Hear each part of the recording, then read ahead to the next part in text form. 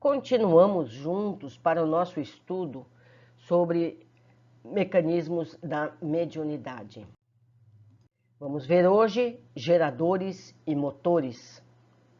Na produção de corrente contínua em eletricidade, possuímos geradores e motores capazes de criar força eletromotriz e fornecer corrente no que respeita aos geradores, ou de ceder potência determinada no que tange aos motores. Nas máquinas destinadas a semelhantes serviços, encontramos os enrolamentos de tambor, que podem ser imbricados ou ondulados, com particularidades técnicas variadas. Notando a multiplicidade dos aparelhos dessa espécie, lembremos-nos de que os geradores, em sua maioria, são sempre autoexcitados. E para consolidar imagens comparativas preciosas no assunto, permitimos-nos repetir as figurações já feitas em capítulos anteriores, em torno da atenção e da desatenção, para fixar com mais segurança o nosso estudo acerca da criação da energia mental e expansão respectiva. Gerador shunt. Observemos um gerador shunt, em que o fenômeno da corrente elétrica é mais acessível ao nosso exame. Imaginando-se-lhe o interruptor aberto, quando o induzido começa a girar, repararemos que aí se plasma pequena força eletromotriz em vista da formação de magnetismo residual. Essa força, no entanto, não patrocina qualquer corrente circulante no campo. Se fecharmos, contudo, o interruptor, a força eletromotriz gerada produz uma corrente no campo que, por sua vez, determina a formação de uma força eletromotriz de sentido idêntico àquele em que se expressa o magnetismo residual, dilatando o fluxo até que a força eletromotriz alcance o seu máximo valor, de conformidade com a resistência integral do campo.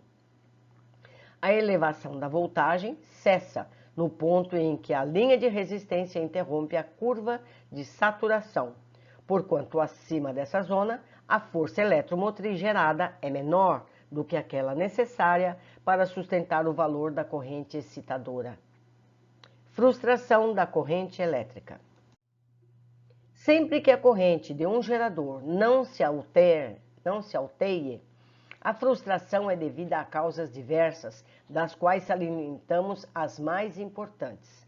Primeiro, ausência de magnetismo residual, em se tratando de aparelhos novos ou fora de serviço por longo tempo. 2. Ligações invertidas no circuito do campo, de vez que, se precisamos do magnetismo de resíduo para que se produza a ação adicional no circuito magnético, é indispensável que o campo shunt esteja em ligação com a armadura, de maneira que a corrente excitadora engendre a força eletromotriz que se adicione ao campo residual. 3. Resistência excessiva do circuito do campo, que poderá advir de ligações inconvenientes ou de influência perniciosa dos detritos acumulados na máquina. Agora, o gerador do cérebro. Vamos fazer analogia.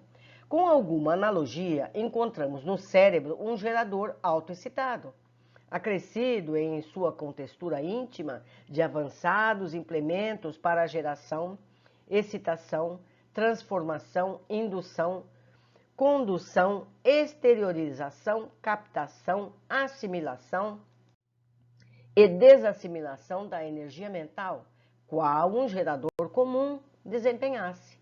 Não apenas a função de criar força eletromotriz e consequentes potenciais magnéticos para fornecê-los em certa direção, mas também todo o acervo de recursos dos emissores e receptores de radiotelefonia e televisão, acrescidos de valores ainda ignorados na Terra. Erguendo-se sobre os vários departamentos do corpo, a funcionarem por motores de sustentação, o cérebro, com as células especiais que lhe são próprias, detém verdadeiras usinas microscópicas, das quais as pequenas partículas de germânio, na construção do transistor, nos conjuntos radiofônicos miniaturizados podem oferecer imperfeita expressão. É aí, nesse microcosmo prodigioso que a matéria mental, ao impulso do espírito, é manipulada e expressa em movimento constante, produzindo correntes que se exteriorizam no espaço e no tempo, conservando mais amplo poder na aura da personalidade em que se exprime, através de ação e reação permanentes, como acontece no gerador comum, em que o fluxo energético atinge valor máximo, segundo a resistência integral do campo, diminuindo de intensidade na curva de saturação. Nas reentrâncias de semelhante cabine, de cuja intimidade a criatura expede as ordens e decisões com que traça o próprio destino, temos no córtex os centros de visão, audição, tato, olfato, gosto, palavra falada e escrita, da memória, de múltiplos automatismos em conexão com os mecanismos da mente, configurando os poderes da memória profunda, do discernimento, da análise, da reflexão, do entendimento e dos multiformes valores morais de que o ser se enriquece no trabalho da própria sublimação. Nessas províncias fulcros da individualidade circulam as correntes mentais, constituídas à base dos átomos de matéria da mesma grandeza, qual ocorre na matéria física, em que as correntes elétricas resultam dos átomos físicos excitados, formando em sua passagem o consequente resíduo magnético, pelo que depreendemos, sem dificuldade, a existência do eletromagnetismo, tanto nos sistemas interatômicos da matéria física, como naqueles em que se evidencia a matéria mental. Corrente do pensamento.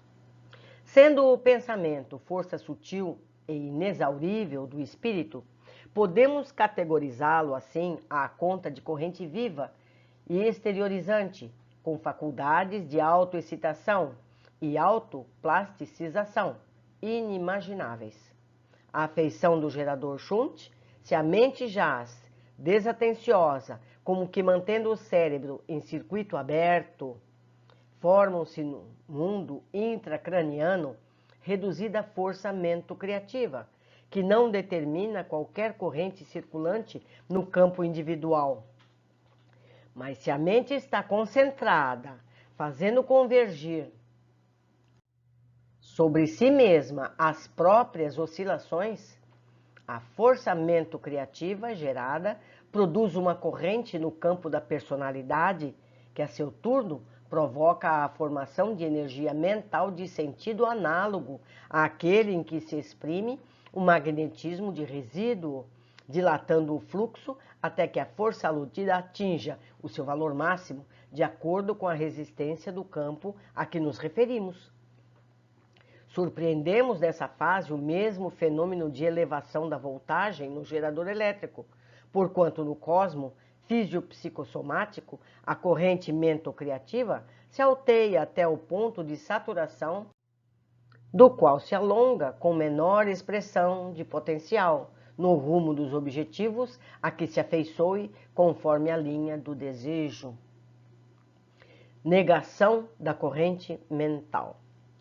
Sempre que a corrente mental ou mento-criativa se possa expandir, tal negação se filia a causas diversas, das quais, como acontece na máquina Shunt, assinalamos as mais expressivas.